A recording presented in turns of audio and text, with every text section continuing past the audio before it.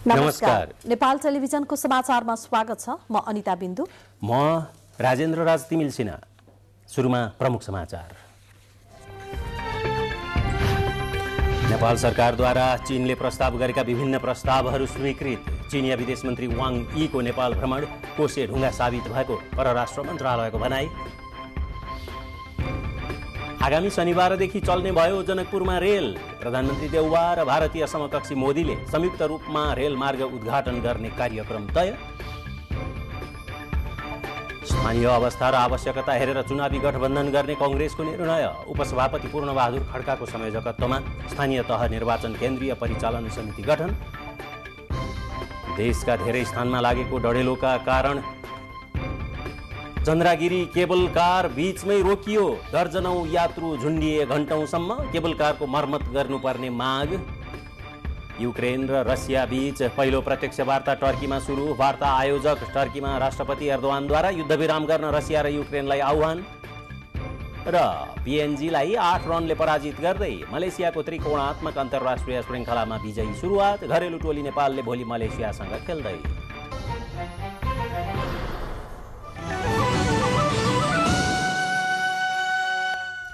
समाचार अब विस्तारमा। नेपाल सरकारले चीनले प्रस्ताव गरेका विभिन्न प्रस्तावहरू स्वीकृत गरेको छ। नेपाल सरकार मन्त्री परिषदका निर्णयहरू सार्वजनिक गर्दै सञ्चार तथा सूचना प्रविधि मन्त्री ज्ञानेन्द्र बहादुर कार्कीले नेपाल र चीन बीच शून्य भन्सार तथा कोटारहित सुविधा सम्बन्धी आशय पत्र स्वीकृत गर्ने र नेपाल चीन बीच ग्रिड आबद्धताको सम्भाव्यता अध्ययन सम्बन्धी सम्झौता स्वीकृत गर्ने निर्णय गरेको जानकारी दिनुभएको हो। यो रिपोर्ट। नेपाल सरकारले जनवादी गणतन्त्र चीन सरकारले प्रस्ताव गरेको आर्थिक तथा प्राविधिक सहायता सम्झौता अन्तर्गत प्राप्त हुने अनुदान सहायता र सीमा वारपार रेल मार्ग सम्भाव्यता अध्ययन सम्बन्धी प्राविधिक सहायता स्वीकार गर्ने निर्णय गरेको छ।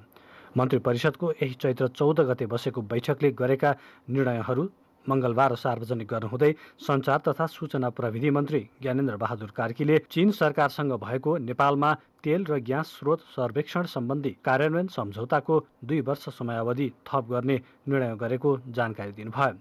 सरकारका प्रवक्ता समेत रहनुभएका मन्त्री कार्कीले नेपाल र चीन बीच शून्य भन्सार तथा कोटा रहित सुविधा सम्बन्धी आशय पत्र स्वीकृत गर्ने र नेपाल चीन बीच ग्रिड आबद्धताको सम्भाव्यता अध्ययन सम्बन्धी सम्झौता स्वीकृत गर्ने निर्णय गरेको बताउनुभयो।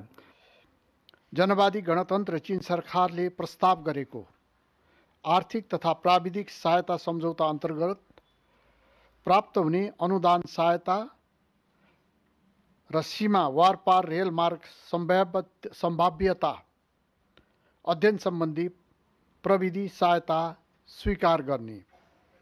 चीन सरकारसँग भएको implementation agreement of China aid on oil and gas resources survey project in Nepal सम्झौताको 2 वर्ष समयावधि थप गर्ने।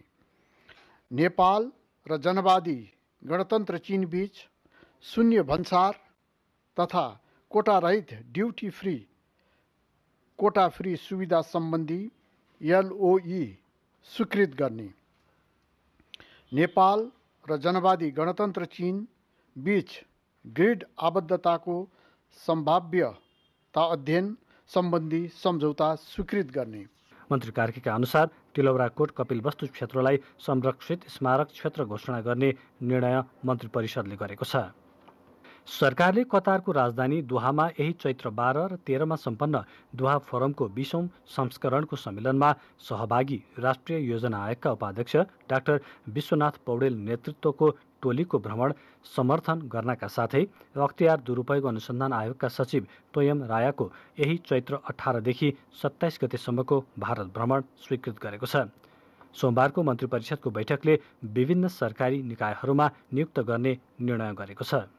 लोकसेवा आयोग तथा न्याय सेवा आयोगको सिफारिस बमोजिम विभिन्न सेवा समूहका राजपत्राङ्कित द्वितीय श्रेणीका अधिकृतहरूलाई सम्बन्धित सेवा समूहको राजपत्राङ्कित प्रथम श्रेणीका पदहरूमा नियुक्त तथा पदस्थापना गर्ने। नेपाल राजस्व परामर्श विकास समितिको सदस्यमा स्याङ्जा जिल्ला वालिङ नपा वडा नम्बर 8 का श्री लेखनाथ शर्मा पङ्गेनी र काठमाडौँ जिल्ला नागार्जुन नपा वडा नम्बर 1 का डाक्टर जीवन अङ्गाईलाई नियुक्त गर्ने। सरकारले जापानका लागि पूर्व राजदूत केदार भक्त माथेमालाई जापान सरकारबाट प्रदान गरिने सम्मान ग्रहण गर्न स्वीकृति दिने निर्णय गरेको छ। यस्तै चितवन इन्जिनियरिङ क्याम्पस रामपुरलाई ब्याचलर अफ आर्किटेक्चरमा विद्यार्थी सङ्ख्या 24 सहितको नयाँ कार्यक्रम अध्ययन अध्यापन गराउन अस्थायी मान्यता प्रदान गरेको छ। अशोक कुमार बस्नेत र सुरेन्द्र पौडेल, नेपाल टेलिभिजन, काठमाडौँ। चिनिया विदेश मन्त्री वाङ यीको नेपाल भ्रमण कोसेढुङ्गा साबित भएको परराष्ट्र मन्त्रालयले जनाएको छ। प्रधानमन्त्री शेरबहादुर देउवाको भारत भ्रमणको तयारीबारे जानकारी दिन आज परराष्ट्र मन्त्रालयमा आयोजित पत्रकार सम्मेलनमा मन्त्रालयका प्रवक्ता सेवा लम्सालले विदेश मन्त्री वाङको भ्रमण उपलब्धिमूलक भएको बताउनु भएको हो। त्यसैगरी प्रधानमन्त्री देउवाले गर्न लाग्नुभएको भारत भ्रमणका क्रममा द्विपक्षीय हित तथा चासोका बारेमा छलफल हुने प्रवक्ता लम्सालले बताउनुभयो।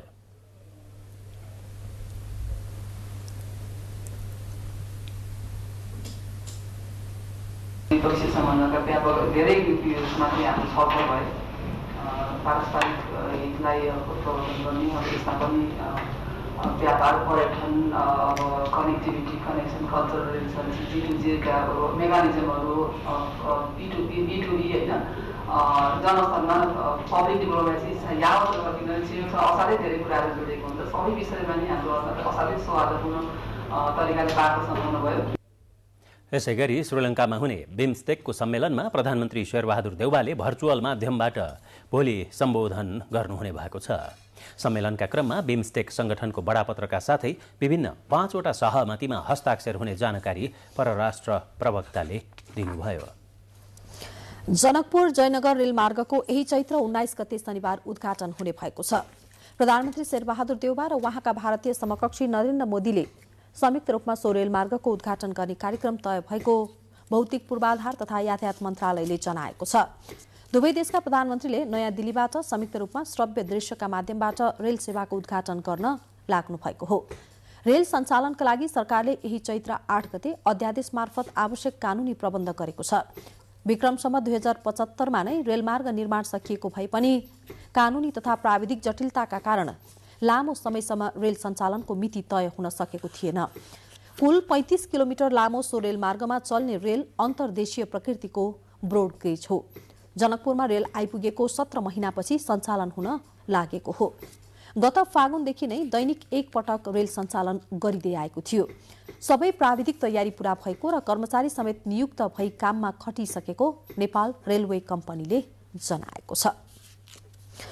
प्रधानमन्त्री शेरबहादुर देउवाले देशको आर्थिक समृद्धि र विकासका लागि तीनै तहको सरकार समन्वय, सहकार्य र सहअस्तित्वको आधारमा अगाडि बढ्नुपर्ने बताउनु भएको छ। राष्ट्रिय विकास समस्या समाधान समितिको अध्यक्षका हैसियतमा समितिको 49औं बैठकलाई सम्बोधन गर्नुहुँदै प्रधानमन्त्री देउवाले विकासका लागि तीनै तहको सरकार बीचको सहकार्यमा जोड दिनुभएको हो। प्रधानमन्त्री देउवाले विकास आयोजनाहरूको कार्यान्वयनमा सरकारले सधैँ सहजीकरण गर्ने प्रतिबद्धता पनि व्यक्त गर्नुभयो।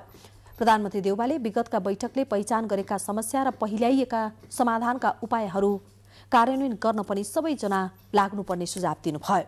संघीय र प्रदेश सरकारका मन्त्रीहरू, प्रदेश सरकारका मुख्यमन्त्री, राष्ट्रिय योजना आयोगका उपाध्यक्ष एवं सरकारका सचिवहरू लगायतको उपस्थिति रहेको बैठकमा बजेट र खर्च प्रगति, बेरुजुको अवस्था तथा विकास आयोजनाहरूमा देखिएका मुख्य समस्याहरूका बारेमा जानकारी गराउँदै समाधानको उपायबारे छलफल भएको राष्ट्रिय योजना आयोगले जनाएको छ।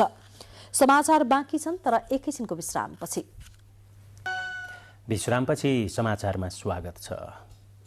उच्च अदालत विराटनगरका मुख्य न्यायाधीश तिलप्रसाद श्रेष्ठ सर्वोच्च अदालतको न्यायाधीशमा नियुक्त हुनुभएको छ। राष्ट्रपति विद्यादेवी भण्डारीले संविधानको धारा 129 को उपधारा 2 बमोजिम न्याय परिषदको सिफारिसमा श्रेष्ठलाई सर्वोच्चको न्यायाधीश नियुक्त गर्नुभएको हो। त्यसअघि आजै संसदीय सुनवाई समितिले सर्वोच्च अदालतका लागि प्रस्तावित न्यायाधीश श्रेष्ठको नाम सर्वसम्मतिले अनुमोदन गरेको थियो। समिति सभापति लक्ष्मणलाल कर्णले न्याय परिषदबाट सर्वोच्चको न्यायाधीश पदमा प्रस्तावित श्रेष्ठको नाममा आवश्यक संसदीय सुनवाई गरी सर्वसम्मतिले अनुमोदन गरिएको जानकारी दिनुभयो। कार्य सञ्चालन नियमावली 2075 को नियम 26 को उपनियम 5 बमोजिम सर्वोच्च अदालतको न्यायाधीश पदमा नियुक्तिको लागि प्रस्तावित श्री तिल प्रसाद श्रेष्ठको नाम सर्वसम्मतिले अनुमोदन गरियो। नेपाली कांग्रेसले आगामी निर्वाचनमा स्थानीय अवस्था र आवश्यकता अनुसार गठबन्धन गर्ने निर्णय गरेको छ। पार्टी कार्यालयमा सानेपामा आज सम्पन्न केन्द्रीय कार्य समितिको बैठकले केन्द्रबाट गठबन्धन गर्दा स्थानीय आवश्यकताको सम्बोधन नहुने भन्दै स्थानीय अवस्था र आवश्यकताका आधारमा गठबन्धन गर्ने निर्णय गरेको हो। स्थानीय निर्वाचनमा बहुसंख्यक स्थानीय तहमा कांग्रेस विजयी हुने बलियो परिस्थिति र आधार बनेको अवस्थालाई अझै सघन र व्यापक बनाउन स्थानीय अवस्था र आवश्यकता अनुरूप गठबन्धनमा रहेका अन्य दलसँग तालमेल गर्न सक्ने नीतिगत निर्णय गरिएको पार्टी प्रवक्ता डाक्टर प्रकाश शरण महतले जानकारी दिनुभयो। स्थानीय तह निर्वाचन केन्द्रीय परिचालन समिति गठन गर्ने निर्णय भयो। उक्त समितिको संयोजकमा पार्टी उपसभापति श्री पूर्णबहादुर खड्कालाई नियुक्ति गर्ने र बाँकी सदस्यहरू पार्टी सभापतिले आवश्यक परामर्श लिई पूर्णता दिने। स्थानीय तहको उम्मेद्वार चयन गर्न पार्टीको विधानमा उल्लेखित प्रावधान र प्रक्रिया अनुरूप अगाडि बढाइने उहाँको भनाइ छ। बैठकले उपसभापति पूर्णबहादुर खड्काको संयोजकत्वमा स्थानीय तह निर्वाचन केन्द्रीय परिचालन समिति गठन गरेको छ। त्यस्तै प्रवक्ता डाक्टर प्रकाश शरण महतको संयोजकत्वमा निर्वाचन प्रचार प्रसार समिति पनि गठन गरिएको छ। प्रधानमन्त्री शेरबहादुर देउवाको भारत भ्रमणको पूर्व सन्ध्यामा दुई देशका परराष्ट्र मन्त्रीबीच कोलम्बोमा भेटवार्ता भएको छ। बिमस्टेक सम्मेलनमा भाग लिन पुग्नुभएका परराष्ट्र मन्त्री डाक्टर नारायण खड्का र भारतीय समकक्षी एस जयशंकर बीच भ्रमण तयारीको बारेमा समेत छलफल भएको परराष्ट्र मन्त्रालयले जनाएको छ। भारतीय विदेश मन्त्री जयशंकरले भेटवार्तामा कनेक्टिभिटी, ऊर्जा, मलखात तथा स्वास्थ्य लगायतका विषयमा छलफल भएको सामाजिक सञ्जाल मार्फत जानकारी गराउनु भएको छ। उहाँले रामायण सर्किटलाई अगाडि बढाउने विषयमा पनि सहमति भएको समेत जानकारी दिनुभएको छ। निर्वाचन आयोगले स्थानीय तह निर्वाचनका लागि स्थापना गरिएको कल सेन्टर आजदेखि औपचारिक रूपमा सञ्चालनमा ल्याएको छ। स्थानीय तहको निर्वाचन सम्बन्धी सम्पूर्ण जानकारी दिने गरी आयोगले निशुल्क टोल फ्री नम्बर 1102 रहेको कल सेन्टर सञ्चालनमा ल्याएको हो। एक रिपोर्ट। स्थानीय तहको निर्वाचन सम्बन्धी जिज्ञासा, गुनासो र उजुरी छन् भने अब तपाई आफैले यसबारे सम्पूर्ण जानकारी लिन सक्नुहुने भएको छ। त्यसका लागि तपाईले टोल फ्री नम्बर 1102 मा फोन गर्नुपर्ने हुन्छ। स्थानीय तहको निर्वाचन सम्बन्धी सम्पूर्ण जानकारी दिने गरी निर्वाचन आयोगले यो नम्बर सञ्चालनमा ल्याएको हो। नेपालमा सञ्चालनमा रहेका जुनसुकै कम्पनीको टेलिफोन र मोबाइल नम्बरबाट पनि टोल फ्री नम्बरमा फोन गर्न सकिने व्यवस्था गरिएको छ। मंगलबार कल सेन्टरको उद्घाटन गर्दै प्रमुख निर्वाचन आयुक्त दिनेश थपलियाले मतदाता र स्थानीय तहका उम्मेद्वारको जिज्ञासा समाधान गर्ने बताउनुभयो। उहाँले कल सेन्टरबाट तत्काल सम्बोधन हुन नसक्ने प्रश्नको उत्तर भने आयोगका अन्य पदाधिकारीले दिने व्यवस्था गरिएको समेत जानकारी दिनुभयो। नामावलीमा नाम भएका सबै मतदाताहरूले मतदानको विषयमा जानकारी लिन पाउनु र उनीहरूले मतदान गर्न आउँदा बदल नहुने गरी आफूले चाहेको उम्मेदवारलाई मतदान गर्न सक्नु हाम्रो मुख्य उद्देश्य हो। कल सेन्टर बिहान 9 बजेदेखि साँझ 6 बजेसम्म सुचारू हुनेछ। निर्वाचन आचार संहितामा नै व्यवस्था भए अनुसार निर्वाचन आयोगले 2070 र 2074 सालको निर्वाचनमा समेत कल सेन्टर सञ्चालनमा ल्याएको थियो। क्यामेरामा अनुप घिमिरेका साथ सलोजा दाहाल, काठमाडौँ। समाचार अझै बाँकी छन् तर एकैछिनको विश्रामपछि समाचारमा स्वागत छ। सभामुख अग्निप्रसाद सापकोटाले प्रतिनिधि सभा नियमावलीमा सभामुखलाई असीमित अधिकार र सीमित प्रयोगको व्यवस्था भएकोले कतिपय अवस्थामा समस्या आएको बताउनु भएको छ। सिन्धुपाल्चोकको बलेफी गाउँपालिका वडा नम्बर 6 को वडा भवन र स्वास्थ्य एकाइ भवन उद्घाटन समारोहलाई सम्बोधन गर्दै सभामुखले यस्तो बताउनु भएको हो। उहाँले प्रतिनिधि सभाका क्रियाकलापलाई बढीभन्दा बढी जनमुखी बनाउन आफूले सक्दो प्रयास गरिरहेको पनि बताउनुभयो। सोही अवसरमा सभामुखले अरनिको राजमार्गको अँधेरी माङ्खा सडकमा सार्वजनिक बस सञ्चालन शुभारम्भ गर्नुभयो। एउटा ठुलै पुस्तक छ, त्यो पुस्तकमा सभामुखलाई असीमित अधिकार दिएको छ। तर त्यो असीमित अधिकारभित्र सीमित प्रयोग समन्वय, सहकारी, समझदारी हुनुपर्ने। सञ्चार तथा सूचना प्रविधि मन्त्री ज्ञानेन्द्र बहादुर कार्कीले देशलाई मुद्रणको क्षेत्रमा आत्मनिर्भर बनाउने उद्देश्य पूरा हुँदै गरेको बताउनु भएको छ। काभ्रेपलाञ्चोकको पनौती नगरपालिका 5 स्थित सुरक्षण मुद्रण केन्द्र परिसरमा निर्माण हुने बहुद्देश्यीय भवन शिलान्यास गर्नुहुँदै मन्त्री कार्कीले केन्द्रमा योजना अनुसारका भौतिक पूर्वाधार निर्माण तथा आवश्यक उपकरण जडानपछि मुद्रणका क्षेत्रमा आत्मनिर्भर बनाउने उद्देश्य पूरा हुने बताउनु भएको हो। स्वदेशमै सुरक्षण मुद्रण कार्य सुरु भएपछि मुलुक सुरक्षित मुद्रणको क्षेत्रमा आत्मनिर्भर बन्ने उहाँको भनाइ छ। प्राप्त गर्ने हक हामी सबैलाई छ र विकासलाई तीव्रता दिने, विकासको गतिलाई तेजीका साथ अगाडि बढाउने दायित्व सरकारको र त्यो दायित्व अहिले शेरबहादुर देउवाको नेतृत्वमा बनेको सरकारले पूरा गर्नेछ। सञ्चार मन्त्री कार्कीले भौतिक निर्माण, सुरक्षित मुद्रण, उत्पादन तथा भौतिक पूर्वाधार निर्माणको कार्य अघि बढाउन सहयोग, समन्वय र सहजीकरण गर्न मन्त्रालय र सुरक्षण मुद्रण विकास समितिका पदाधिकारीलाई निर्देशन दिनुभयो।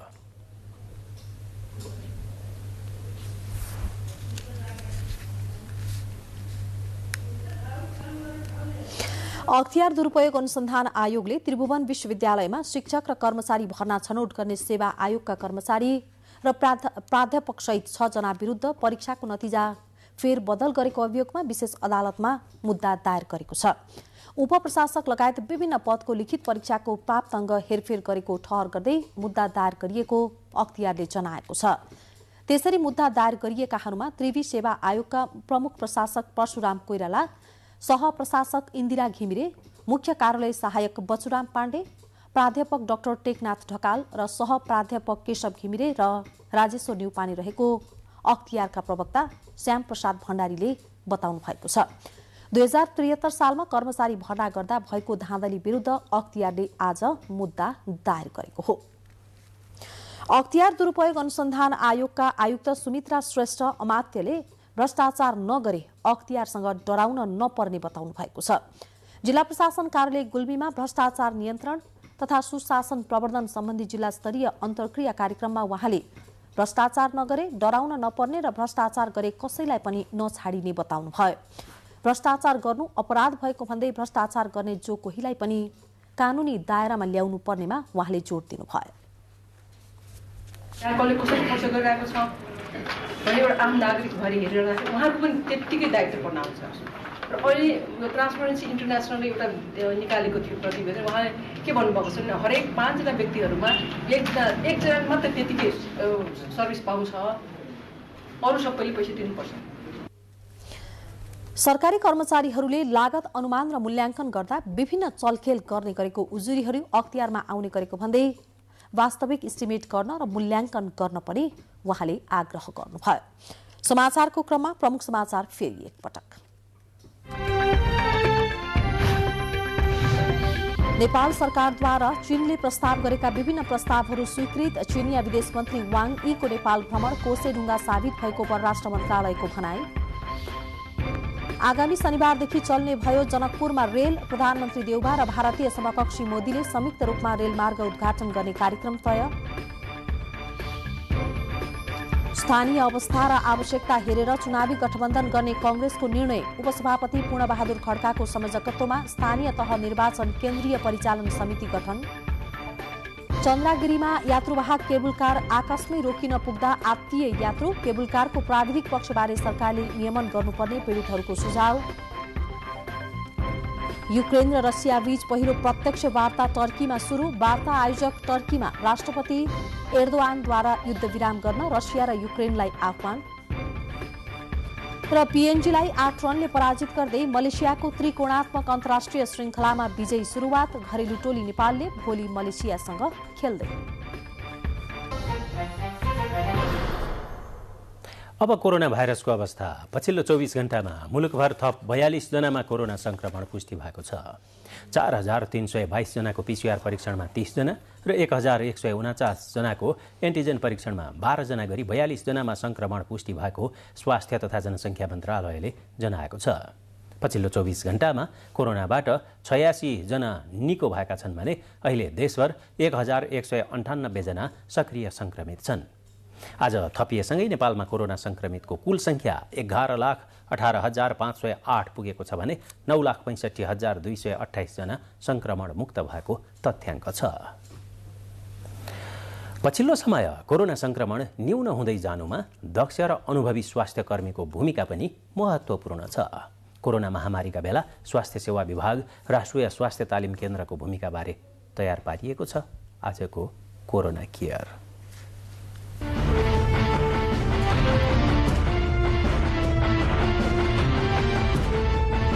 कोरोना संक्रमण दर बिस्तारै कम हुँदै गएको छ। स्वास्थ्य तथा जनसङ्ख्या मन्त्रालयका अनुसार सक्रिय संक्रमित 1% झरेको छ। कोरोना संक्रमण नियन्त्रण गर्न कोभिड-19 सङ्कट व्यवस्थापन केन्द्रको महत्त्वपूर्ण भूमिका रहेको छ। यसैगरी कोरोना महामारीमा खटिने स्वास्थ्य कर्मीहरूको क्षमता वृद्धि गर्ने, जनशक्ति व्यवस्थापन र उत्पादनमा राष्ट्रिय स्वास्थ्य तालिम केन्द्रको भूमिका महत्त्वपूर्ण रहेको छ। सीसीएमसीसँग मिलेर COVID-19 preparedness and response training package बनायौँ। त्यो ट्रेनिङ प्याकेज बनाएर त्यो अनुसार ट्रेनिङ प्याकेजलाई रोल गऱ्यौँ। त्यसलाई रोल आउट गर्न पनि उहाँहरूसम्म नै महत्त्वपूर्ण भयो र सीसीएमसीबाट प्राप्त निर्देशनअनुसार स्वास्थ्य जनसङ्ख्या मन्त्रालयले दिएका निर्देशनअनुसार हामीले विभिन्न तालिम सामग्रीहरू निर्माण गर्दैछौँ, जस्तो पिडियाट्रिक इसेन्सियल क्रिटिकल केयर लगायतका अन्य तालिमहरू, स्ट्रेस म्यानेजमेन्टका तालिमहरू सञ्चालन गर्दैछ र भावी योजना आवश्यकता अनुसारको दक्ष जनशक्तिको अभाव भए पनि तिनको तालिम सञ्चालन गर्ने र नयाँ प्रकारका कुनै चिजको अब नयाँ अवधारणाको कुनै तालिम सामग्री विकास गर्नु पर्यो भने आवश्यकता अनुसार हामीले त्यो तालिम सामग्री विकास गर्छौँ। कोरोना महामारी न्यूनीकरणमा 7वटै प्रदेशमा रहेका स्वास्थ्य कर्मीलाई तालिमको व्यवस्था गरिएको थियो।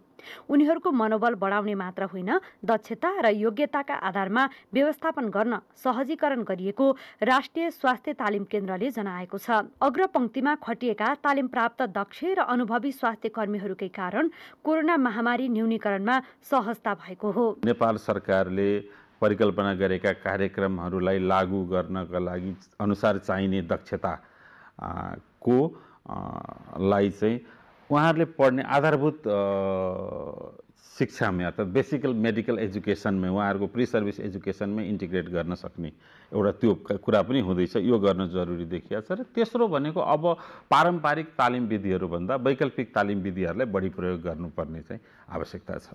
कोरोना संक्रमण घट्नुको कारण खोप प्रभावकारिता भाइरसको जिनमा परिवर्तन हुने क्रममा कमजोर भएर आएकोले रोग लागे पनि गम्भीर नबनाएका संसारभर कोरोना संक्रमण घट्दै गइरहेको छ। संक्रमण दर पूर्ण रूपमा शून्य भइसकेको छैन। 100 भन्दा कममा संक्रमण दर पुगे पनि त्यसले भिडभाड, सभा, सम्मेलन हुने ठाउँमा जनस्वास्थ्यका मापदण्ड पालना गर्नुपर्ने विज्ञहरूको सुझाव छ। अब साहित्यको खबर छ। मणिराज वाङ्मय पुरस्कार 2075बाट पूर्व प्रधानमन्त्री लोकेन्द्र बहादुर चन्द पुरस्कृत हुनुभएको छ। नेपाली साहित्य तथा संस्कृति प्रतिष्ठान गोदावरी कैलालीले काठमाडौँमा आयोजना गरेको कार्यक्रममा नेपाल प्रज्ञा प्रतिष्ठानका कुलपति गङ्गा प्रसाद उप्रेतीले 1 लाख रुपैयाँ नगद सहितको पुरस्कार पूर्व प्रधानमन्त्री चन्दलाई प्रदान गर्नुभएको हो। यसैगरी मणिराज वाङ्मय पुरस्कार 2076बाट नेपाल प्रज्ञा प्रतिष्ठानका पूर्व सदस्य सचिव डाक्टर तुलसी प्रसाद भट्टराईलाई पुरस्कृत गरियो। उहाँ पनि 1 लाख रुपैयाँ नगद सहित पुरस्कृत हुनुभएको हो। गोदावरी प्रतिभा पुरस्कार 2075बाट दीपक प्रकाश बास्कोटा, खप्तड स्वामी सच्चिदानन्द सरस्वती पुरस्कार 2075बाट स्वामी ज्ञानानन्द सरस्वती पुरस्कृत हुनुभयो। त्यस्तै शास्त्री देवराज आचार्य पुरस्कार 2075 र 76बाट क्रमशः भरतराज पौडेल र प्राध्यापक डाक्टर रामचन्द्र भट्ट पुरस्कृत हुनुभएको छ। खड्गबहादुर प्रतिभा पुरस्कार 2075बाट लक्की चौधरी पुरस्कृत हुनुभयो। कार्यक्रममा प्रतिष्ठानका पूर्व सदस्य सचिव डाक्टर भट्टराईद्वारा लिखित सुनेको थिम देखेपछि नामक नियात्रा संग्रह लोकार्पण गरिएको थियो। नेपाल उत्पीडित जातीय मुक्ति समाजको छैटौं राष्ट्रिय सम्मेलन आज काठमाडौँमा सुरु भएको छ। यसपालिको सम्मेलन जातीय भेदभाव तथा छुवाछुतको अन्त्य गर्न राष्ट्रिय नीति निर्माण, समानुपातिक समावेशीपूर्ण प्रतिनिधित्वको संवैधानिक अग्राधिकार सुनिश्चित गर्ने नारामा केन्द्रित छ। जातीय छुवाछुत अन्त्य मात्र होइन, आर्थिक समानता र सामाजिक न्याय सुनिश्चित गर्न सम्मेलन केन्द्रित हुने कार्यक्रममा जानकारी दिइयो। सम्मेलनको सुरुको दिन नेकपा एमालेका महासचिव शंकर पोखरेल, पूर्व मन्त्री भानुभक्त ढकाल लगायत वक्ताले संविधानको मौलिक हक एवं संवैधानिक अधिकारको पूर्ण कार्यान्वयन गरी आवश्यक भए थप कानून बनाएर समुदायको सार्वभौम अधिकारको प्रत्याभूति दिलाउनु पर्नेमा जोड दिनुभएको थियो। सम्मेलन 3 दिनसम्म चल्नेछ।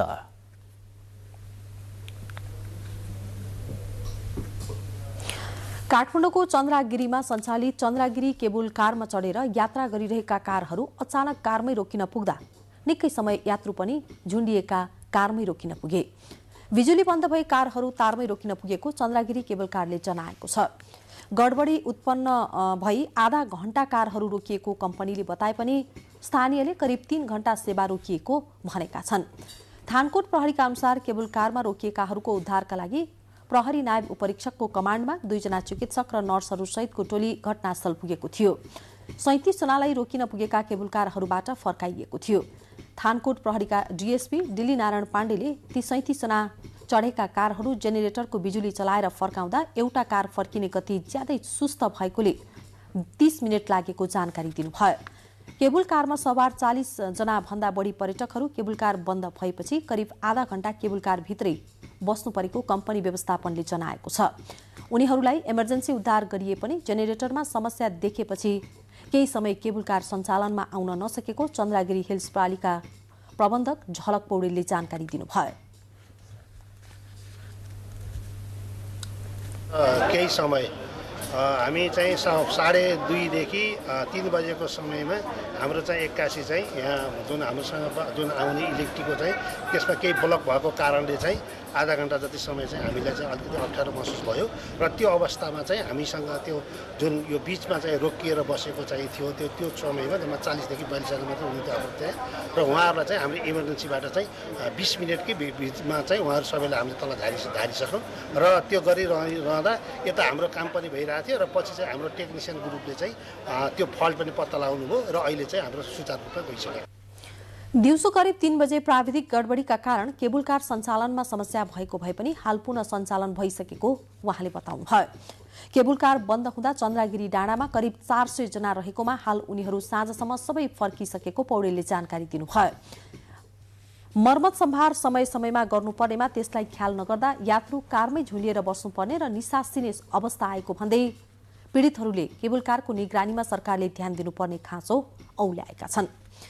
2072 सालको विनाशकारी भूकम्पका कारण क्षति पुर्याएको गद्दी बैठक पुनर्निर्माण सम्पन्न भइसँगै भोलिबाट सर्वसाधारणका अवलोकनका लागि खुल्ला गरिने भएको छ।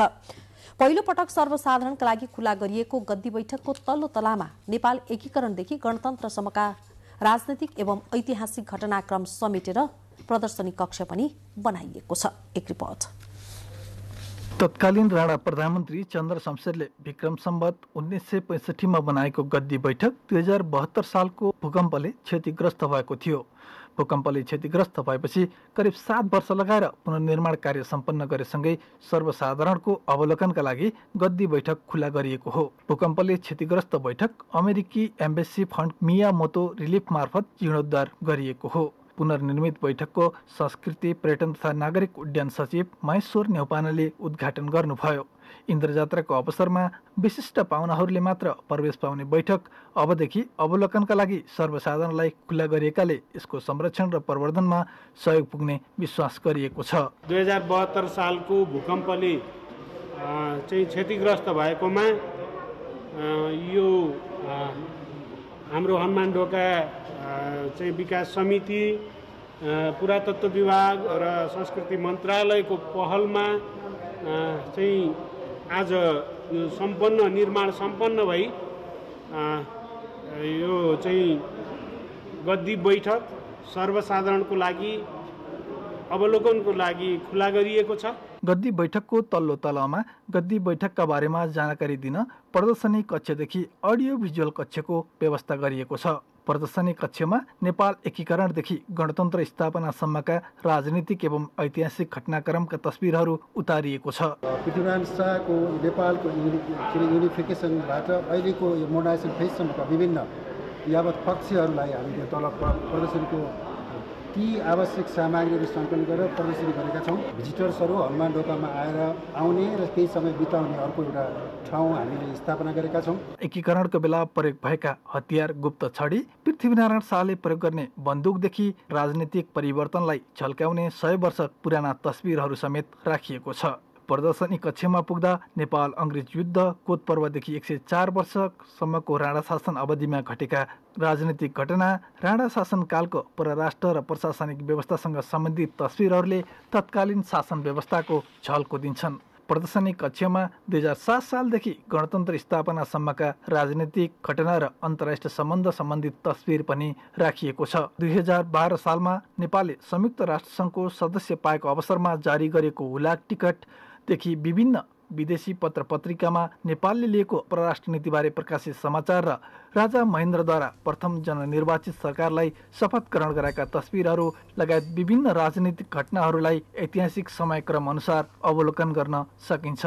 कुमार शर्माको साथमा राजेन्द्र पोखरेल, नेपाल टेलिभिजन। अब केही मुलुक बाहिरका खबर।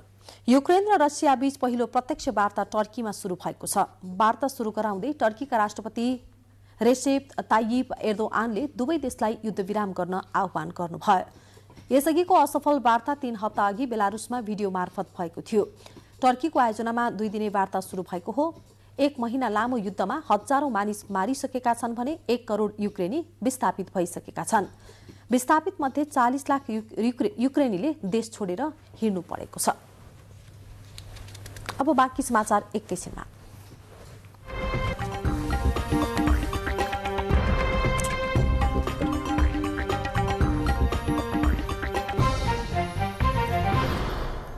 अब आर्थिक समाचार।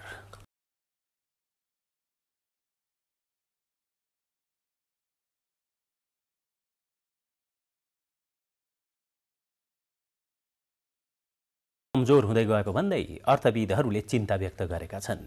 आगामी बजेट अर्थतन्त्र सुधारतर्फ केन्द्रित हुनुपर्ने सुझाव उनीहरूको छ।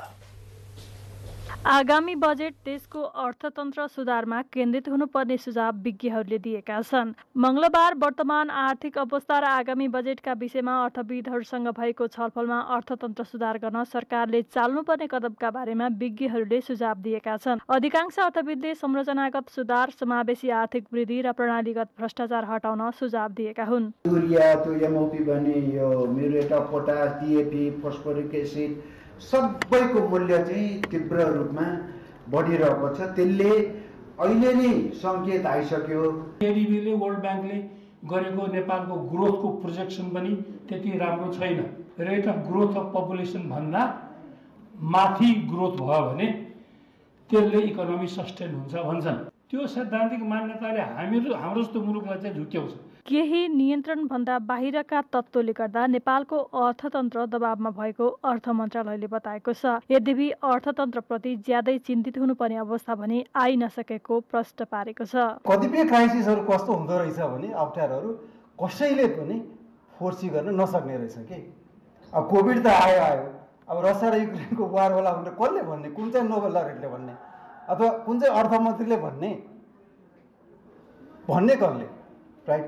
त्यसैले कतिपय कुराहरू चाहिँ हाम्रो कन्ट्रोलभन्दा पनि बाहिर हुँदो रहेछन् र हामी त्यो कन्ट्रोलभन्दा बाहिरको अवस्थाबाट हामीलाई एक्सटर्नल फ्याक्टरले हामीलाई प्रेसरमा पारिरहेछ। सरकारले आगामी आर्थिक वर्षको बजेट निर्माणका लागि विभिन्न निकायसँग सुझाव लिइरहेको छ। अबको 2 महिनामा मुलुकले नयाँ बजेट पाउनेछ। क्यामेरामा रोबिन दाहालका साथ एलिजा उप्रेती, नेपाल टेलिभिजन, काठमाडौँ।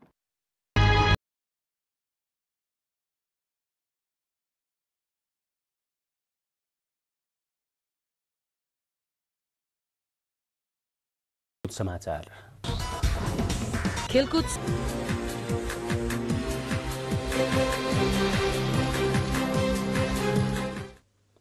नमस्कार, खेलकुद समाचारमा स्वागत छ। पपुवा न्युगिनी पीएनजीलाई 8 रनले पराजित गर्दै मलेसियाले जारी त्रिकोणात्मक T20 अन्तर्राष्ट्रिय श्रृङ्खलामा विजयी सुरुवात गरेको छ। टियु क्रिकेट मैदानमा 81 रनको लक्ष्यसहित जवाफी ब्याटिङ गरेको पीएनजी अन्तिम 3 बल बाँकी छँदा अल आउट हुँदै 172 रनमा समेट्यो। मलेसियाका लागि सर्भिन मुनियान्डीले 4 विकेट लिए। यसअघि टस जितेर पहिले ब्याटिङ गरेको मलेसियाले निर्धारित 20 ओभरमा 3 विकेटको क्षतिमा 180 रन बनाएको थियो। मलेसियाका लागि कप्तान अहमद फाइजले 56 रन र बिरनदीप सिंहले 59 रनको अर्धशतकी पारी खेले। पराजित पीएनजीको यो लगातार दोस्रो हार हो। पहिलो खेलमा पीएनजी घरेलु टोली नेपालसँग 15 रनले पराजित भएको थियो। आयोजक नेपालले भोलि मलेसिया विरुद्ध प्रतिस्पर्धा गर्दैछ।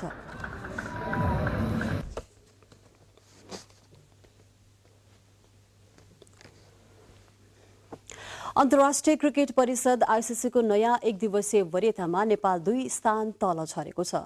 आईसीसीले आज सार्वजनिक गरेको नयाँ वरियतामा नेपाल 18 रेटिङ अङ्कसहित 18औं स्थानमा रहेको हो। यसअघि नेपाल 16औं स्थानमा रहेको थियो। पछिल्लो समय अन्तर्राष्ट्रिय क्रिकेटमा खस्कदो प्रदर्शन गर्दै आएको नेपालले विश्व क्रिकेट लिग 2 मा 2 खेलमा जित र हार बेहोरेको थियो। घरेलु मैदानमै पाहुना टोली पपुवा न्युगिनीसँग अन्तर्राष्ट्रिय एक दिवसीय श्रृङ्खलामा क्लिन स्वीप भएको नेपालले हिजो मात्र T20मा भने जित निकालेको थियो। आईसीसी वरियताको तालिकामा न्युजिल्यान्ड शीर्ष स्थानमा रहँदा इङ्ल्यान्ड दोस्रो र अस्ट्रेलिया तेस्रो स्थानमा रहेका छन्। अखिल नेपाल फुटबल संघ एन्फाको 20औं विशेष साधारण सभा सम्पन्न भएको छ। एन्फा अध्यक्ष कर्मा छिरिङ शेर्पाको अध्यक्षतामा भएको बैठकले खेलाडी संघको अध्यक्षमा राजेश मानन्दरलाई नियुक्त गरेको छ। त्यसैगरी महिला संघको अध्यक्षमा वृन्दा देवान बहुमतले पारित हुनुभएको छ। बैठकमा विभिन्न 4 फरक विषयमा विविध निर्णय पनि गरिएको छ। खेलकुद समाचारमा अब एकैछिन विज्ञापनपछि स्वागत छ। मनाङ मर्चाङदी क्लब जारी दमक गोल्ड कप फुटबल प्रतियोगिताको फाइनलमा प्रवेश गरेको छ। झापाको दमक स्थित मदन भण्डारी रंगशालामा आज भएको पहिलो सेमिफाइनल खेलमा भारतीय टोली मानेभन्ज्याङ फुटबल क्लब दार्जिलिङलाई 1-0 गोल अन्तरले पराजित गर्दै मनाङ उपाधि नजिक पुगेको हो। मनाङको जितमा अफिज ओलावालेले खेलको 29औं मिनेटमा गरेको गोल नै निर्णायक गोल बन्यो। आजको खेलको एकमात्र गोलकर्ता अफिज अलावाले खेलको म्यान अफ द म्याच घोषित भए। अब भोलि गोर्खा बोइज रूपन्देही र साबिक विजेता नेपाल पुलिस क्लब बीच दोस्रो सेमिफाइनलको खेल हुनेछ। कतार फिफा विश्वकप 2022 अन्तर्गत युरोपेली छनौटको प्लेअफ फाइनलमा पोर्चुगल र म्यासेडोनिया बीच प्रतिस्पर्धा हुँदैछ। नेपाली समयअनुसार राति 1:15 बजे पोर्चुगलको मैदान स्टाडियो डो ड्रागाईमा यो खेल सुरु हुनेछ। यस खेलको विजेता कतार विश्वकपका लागि छनौट हुनेछ। पोर्चुगलले टर्कीलाई हराउँदै फाइनलमा स्थान बनाउँदा म्यासेडोनियाले युरोपेली च्याम्पियन इटलीलाई स्तब्ध पार्दै फाइनलमा पुगेको थियो। पोर्चुगलका 37 वर्षीय कप्तान क्रिस्टियानो रोनाल्डोलाई आगामी फुटबल यात्राका लागि आजको खेल निकै महत्वपूर्ण रहेको छ। म्यासेडोनिया भने पहिलो पटक विश्वकपको यात्रा तय गर्ने होडमा रहेको छ। सन् 2022 को विश्वकप आगामी नोभेम्बर 21 तारिकदेखि डिसेम्बर 18 तारिकसम्म कतारमा आयोजना हुँदैछ। आयोजक कतारले पनि विश्वकपको तयारी अन्तिम चरणमा पुगेको घोषणा गरिसकेको छ। खेलकुद समाचार आजलाई यति नै।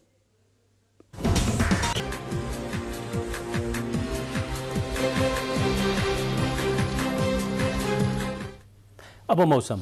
देशभर आज राति आंशिकदेखि सामान्यतः बदलिरहने र प्रदेश नम्बर 1 का पहाडी भेगहरूमा तथा बागमती र गण्डकी प्रदेशका पहाडी भेगका 1-2 ठाउँमा मेघ गर्जन सहित हल्का वर्षा हुन सक्ने मौसम पूर्वानुमान महाशाखाले जनाएको छ।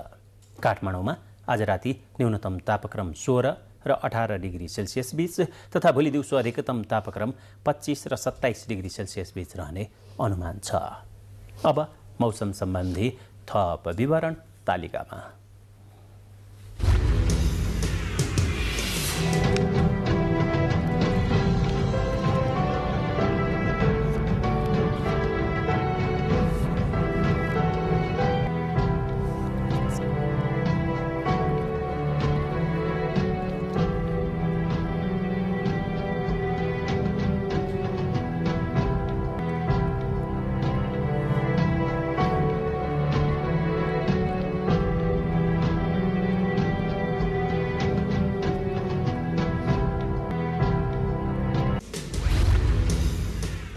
अन्त्यमा प्रमुख समाचार फेरि एकपटक। नेपाल सरकारद्वारा चीनले प्रस्ताव गरेका विभिन्न प्रस्तावहरू स्वीकृत। चिनिया विदेश मन्त्री वाङ यीको नेपाल भ्रमण कोसे ढुङ्गा साबित भएको परराष्ट्र मन्त्रालयको भनाई। आगामी शनिबारदेखि चल्ने भयो जनकपुरमा रेल। प्रधानमन्त्री देउवा र भारतीय समकक्षी मोदीले संयुक्त रूपमा रेलमार्ग उद्घाटन गर्ने कार्यक्रम तय।